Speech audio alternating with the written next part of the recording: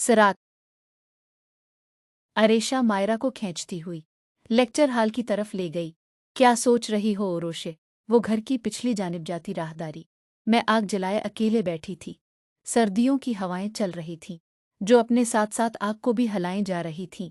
Overcoat पहने जावियार वहां बैठते हुए बोला था, सोच रही हूं कि जिंदगी कितनी बेजार हो जाती है एक मोड़ ये आकर। वो सोचों में मगन अपने हाथ आग के ऊपर किए बैठी बोल रही थी, जिंदगी बेजार ना हो तो लोगों को जिंदगी से नफरत कैसे हो, लोग तो जिंदगी को ही अपना सब कुछ मान ले। इसने भी अपने दोनों हाथ कोट की जेबों से निकालकर आग के ऊपर कर लिए थे। उरुषा, क्या अब तुम मुझे बता सकती हो कि तुम्हारे साथ क्या हुआ था? हाँ, अरोशा ने इस बात में सर को हल्की सी जंबिश दी। मैं भी सोच रही थी कि गमों में शराकत अच्छी होती है। अगर अपने सारे गमों को अपने ही दिल में दफन कर लिया जाए तो दिल दिल नहीं एक बंजर जमीन बन जाते हैं जिस पर फिर कभी बहार नहीं आ सकती। फाखर में सोच रही थी कि भाईजान से अरेशा के रिश्ते की बात कर लूं।